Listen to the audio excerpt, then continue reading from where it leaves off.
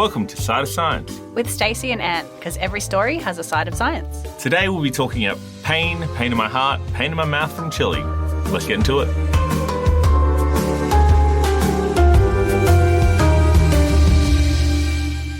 Hi, Ant. Hey, Stace, what's going on? Not much. How are you? I'm good, thank you. How are you? Yeah, good.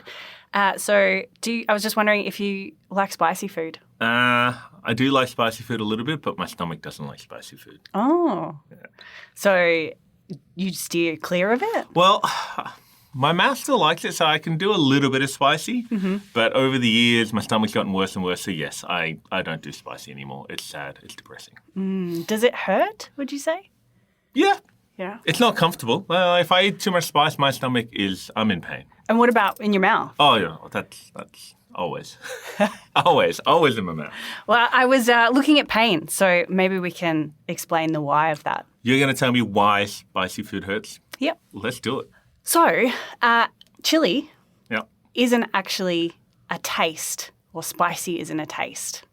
What it does is it triggers what are called nociceptors or pain receptors in your mouth. And it's those when you have that capsaicin is the chemical. Yep. When that triggers these nociceptors, that pain that you feel when you eat chili, that heat, that's what's actually happening. It's not a taste. So it's not a taste. So there's no taste bud on our tongue that detects it. No. And what's interesting about this is you have these receptors all over your body. Yeah. And so with your digestive issues, I'm assuming too that that the chili, it can also trigger these same receptors on the way out. That's why it burns on the way in and on the way out. It can, because yeah. we definitely don't have any taste buds down there, do we? No. That makes sense because, I get my stomach hurts if I eat too much chili. It's not just like, I ate something that doesn't taste good. My body's in pain. Yeah, and that's because of these receptors and what pain does.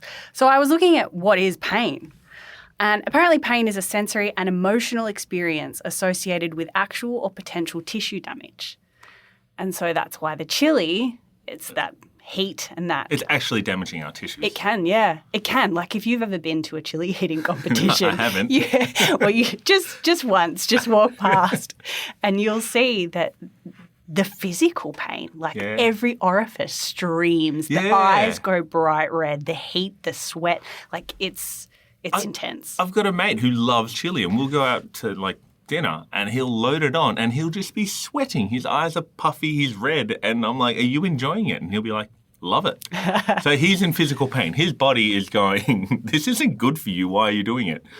So it's not actually good for you. It is a form of our body going, this is painful. Well, I guess it's people sort of get hooked on chili and get more and more of it because those same receptors will become a bit sensitive or less sensitive to it over time. You can build up to it, a bit like cold showers. So you can get a tolerance. You can, yeah. And then once you kind of start to get that pain, you will also get an adrenaline release and an endorphin release. And that's what people probably like about the chili. Exactly. Without knowing it. Like chilies, why certain pain things that people say that they can become addictive, like tattoos or piercings or, chili, that kind of stuff. So they're kind of addicted to the adrenaline rush. Yeah. Like adrenaline junkies. Exactly. Same with the cold baths. People are taking a lot of ice baths these days. So you've got these same pain receptors have a temperature threshold. Okay. And so anything higher than 45 degrees will trigger them and anything lower than sort of 5 degrees and can damage the tissue, and that's what sends these signals out. So a really cold bath is triggering your pain receptors? Yep. Then why do you put cold things on, when I get injured, if I rolled my ankle, why do you put an ice pack on it? Oh, that's really to stop the blood flow, to lower inflammation. And it can also make it numb, but if you leave an ice pack on for too long, it can do damage or if it's too cold. And that's why they say wrap it up in a towel if it's too cold or something, because you can actually hurt yourself from the ice pack as well. Yeah. Okay, so you got these pain receptors. Yep. All over your body. All over your body. Detecting pain. Mm-hmm. Okay, from where does it go from there?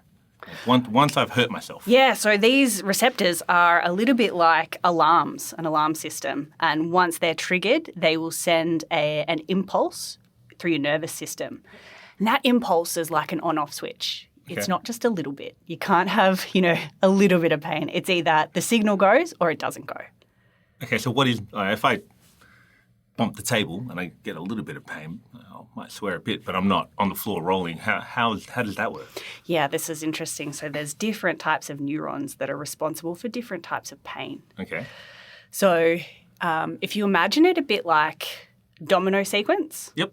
and when you flick the domino, the next one goes, the next one goes, the next one goes. And so if you've got sharp pain, like if you were to, I don't know, stub your toe or something like that, and you know exactly where it is. And that's it's a certain specific type of nerve. It's an A delta nerve. And so this sends a really quick impulse. So the dominoes fall very quickly, goes straight to the brain. The brain processes it. It knows where it is. And then you move your foot. Okay. And then what's the other type of fibre and what's the other type of pain? So if you have something like quite a dull ache and you can't really pinpoint where it is, you've got lots of these receptors that are firing and they're sending a slower, so the dominoes are falling, they're a bit slower. Yeah, they're falling a bit slower. And so your brain will process that as a dull pain. So it's the frequency of the signal. Okay. You'll get quick impulses. Is it and then the other one, it's a bit slower. So there's two types of pain. You got your dull and your sharp. Yep. And then do you have two different types of pain cells, the nociceptors? They can be in different places in the body, yeah. So it's the number of them that are firing. Like, if I hit myself in a large area, a lot of them will fire. And then how quickly they fire will also tell your brain whether it's like a little bit of pain or a heaps of pain. And if they continue to fire, so the frequency of the signal as well. If I'm holding my hand over the fire, you're going to keep triggering them. Yeah. And so it's telling your brain. And all this is just really signals to our brain to try and protect us, right? Absolutely, yeah. It's just so that these particular pain receptors are alerting us to tissue damage. Yeah. And so potential tissue damage anyway. Yeah. And so that's what that is, which is why it doesn't necessarily hurt when someone touches you. That's a different receptor. That's a mechanoreceptor. So you just kind of sense the touch rather than get a feeling of pain. But if I touch you, you're feeling that. But if I squeeze really hard, then it triggers the nociceptors. Yeah. Then I'll hurt you. Yeah. And then you'll hit me back. Exactly.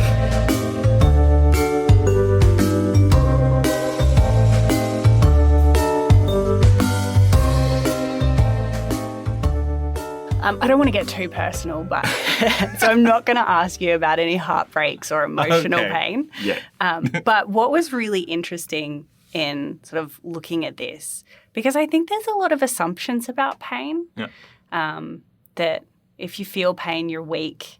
If you have emotional pain, you're weak. It's not really... That's the old school guy thing, right? I think so, yeah. But the emotional distress releases stress responses. So you'll get hormones like cortisol and adrenaline. And these can cause physical sensations of pain like stomach knots, fatigue, and it can manifest in different ways. But from an evolutionary perspective, emotional pain is just as critical as physical pain because it protects social bonds that are essential for survival. And so the brain interprets social rejection or loss as a threat, activating the same pathways of pain. So you're saying like when I stub my toe in winter, really cold, sharp signal to my brain goes, threat, got to respond. It sends out adrenaline and endorphins to try and make me either act and make me feel better to dull the pain. Yep. Heartbreak does the same. Yeah, heartbreak or emotional pain, sort of grief. You can feel that as pain because it has the same pathways into the brain that get processed in the same way. And does your brain still release adrenaline and endorphins in similar kind of ways? Definitely adrenaline. Yeah, so you still get the adrenaline and the cortisol, those stress responses. Yeah, which is why it can manifest in like a psychosomatic. You can get headaches and tension headaches. Yeah, people when they experience grief stop eating. They feel like real physical pain. Absolutely. When you get your heart broken and you just do nothing but cry. Yeah, and for teenagers too, that sense of rejection in a peer-to-peer kind of setting, that can be really painful. Yeah. And then your emotional response is taken to the forefront and everything else takes a backseat. And if there's adrenaline release, then you start getting these big emotions that come from that rejection, especially in a teenager. Absolutely, yes. You don't necessarily have the processing there. I don't know many teenagers that will take rejection calmly. No, and more so because it is like they feel it so strongly. They don't necessarily have the developed brain, and their emotions are really intense. Yeah, so emotional pain, just as painful as physical pain, both release adrenaline. So what does adrenaline kind of do? Yeah, so I think it actually tries to override a bit of the pain, and so that your body is really concentrating on the fight or flight response. Yeah, so adrenaline is your body going, something's happened, we need to act, or one way or the other. Does it bind to like similar receptors to stop the pain? It can, yeah. So it can bind to receptors in the body, which will then actually release the endorphins, or it can signal. It depends which receptors it binds to on which cells. It will have a different impact. Okay. So adrenaline will release glucose into the blood to give you the energy so that you can run away from danger. Yeah. It will release endorphins if there's pain, so that these endorphins are like morphine. They're kind of the body's natural opioids.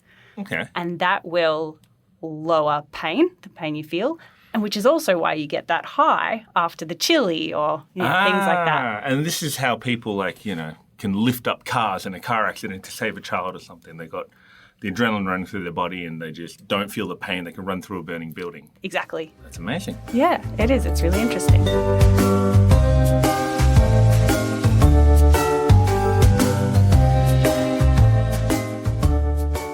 So opioids, which the body naturally releases, these are a class of drugs that can now be used as painkillers. So morphine is a type of opioid. Yep.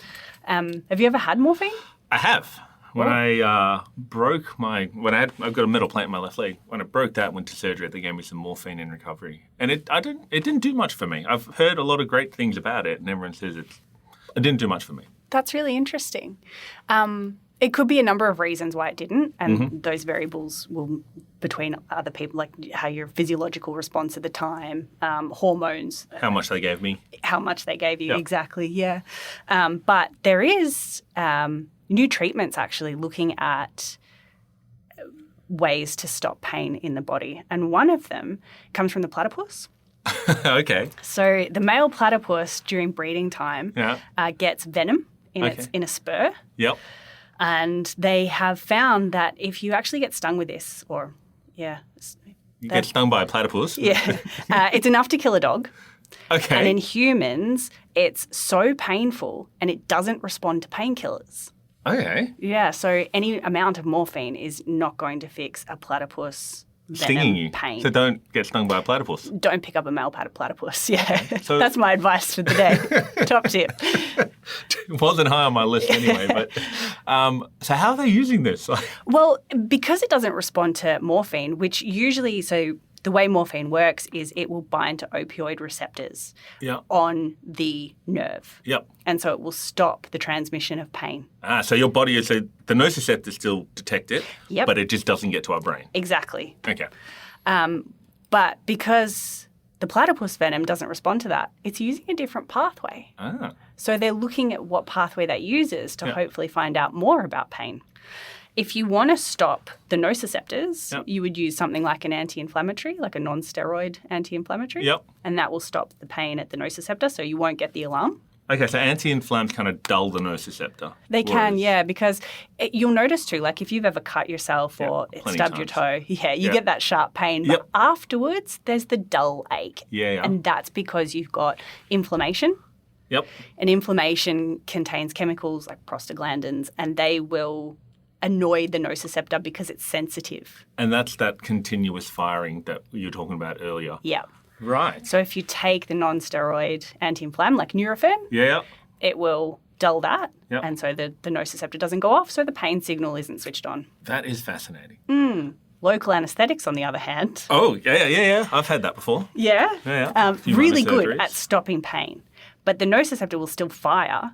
It's just like in that domino analogy that I gave you before. So instead of the dominoes will still fall, but at a certain point they'll be stopped and then the transmission can't reach the brain, so you don't know what's happening. Okay, so painkillers in general, your opioids will bind to the similar receptors and stop it reaching our brain so we don't feel it as much. Yep. Whereas your anti-inflams will dull the actual nociceptors itself. What about things like putting ice or heat packs? Because a good heat pack or one of those heat strips feels really good when my back hurts. Yeah, so heat packs and things heat packs will open up blood vessels, get blood flowing to an injury. Yeah. And so that will loosen up the muscle. So that might feel better. So when I got a tight muscle, that's the dull Yeah. aching pain, just sending it. Yep. And so they'll kind of be like, yeah, calm down a bit. Okay. But you should be careful, like when you use heat and ice, because of what it actually. So one will limit blood flow and prolong or stop inflammation, Yeah. and the other one will increase blood flow, which means you can get more chemicals to the area, so it can speed up the actual healing process. But it depends on the type of injury you've got. Because ice, like at a certain point, ice will numb your leg, right? Yeah. Like going back to the hikers a few episodes ago. Yeah. Like once you get frostbitten, like fingers fall off. They don't feel that. What's ice doing when it numbs you? What is being numb? So it's stopping blood flow, and if you don't have the blood flow, like so your fingers go white, you lose your feeling. That's my understanding. I'm not a doctor, but I just like to pretend. That's a really important point. You're not a doctor, but this is really interesting. I'm going to treat you like you are. Okay, I'll play the role. So would ice help chili? If my mouth is burning, would putting a cube of ice in there help me? Actually, what's shown to help chili the most is milk. It neutralizes the chemical, and so any dairy is good for chili. Okay. But if you suck on an ice cube, it's going to feel... So ice dairy? Yeah, dairy will get rid of it. Okay. Yeah. How is milk stopping the chili? So milk has a protein called casein in it. Yeah. And that will break down the capsaicin, which is the burning chemical in chili. Okay. And so it will no longer be able to trigger those receptors, and so you won't have any pain. And that's why you have a lot of yogurt with your chili. Oh, yeah. Yeah. Yeah, that's awesome. That's why I have like a mango lassi after eating spicy Indian food, right? Yeah. It helps.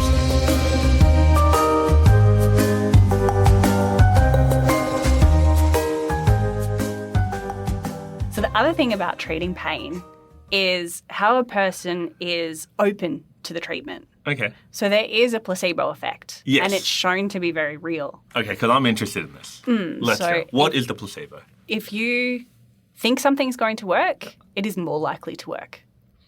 That's as simple as that.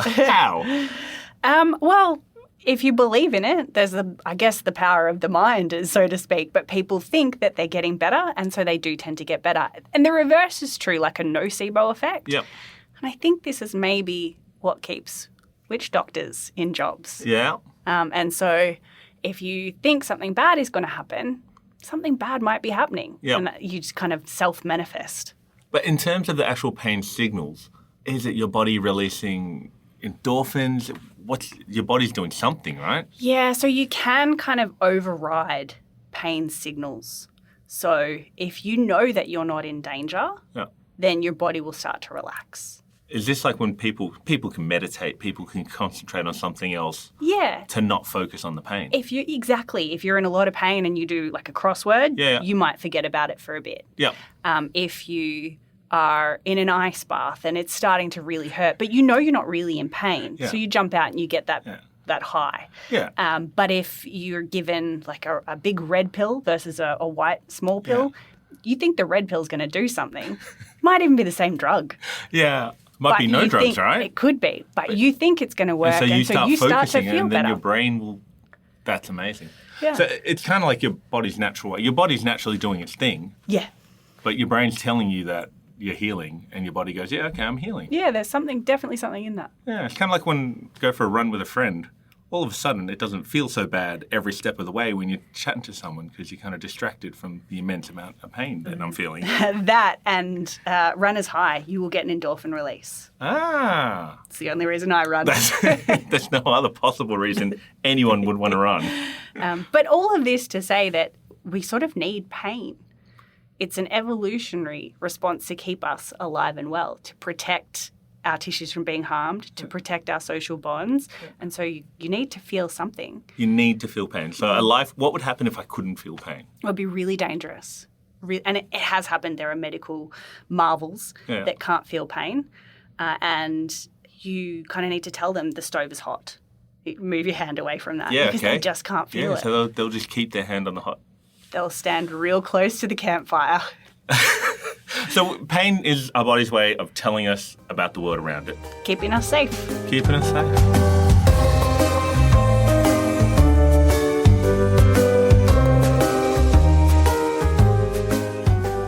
So how would we use it in the classroom, Seth? Yeah, so I think in terms of a classroom dynamic, I want my kids to feel safe and happy, and I'm going to pair them with people they get along with. I don't want any kind of rejection or that feeling of social bonds being broken. I think that's first and foremost. The nervous system, Yep. you could definitely tie that in here, particularly where different drugs target, because you've got your synapse, you've got your receptors, and you've got Structure of the neuron. Yeah, Yeah. in there as well. And then finally, evolutionary advantages and disadvantages of pain, why we feel it, how it's come to be, and why it continues. Yeah, great. I think the biggest one I could think of was actually reminding kids that feeling emotional pain is a real pain and that it's okay. Yeah, it's not actually, a weakness. No, Yeah. it's part of your body telling you that something's not okay. That's wholesome. Thank you, Steph. Good chat. Good chat. Thank you.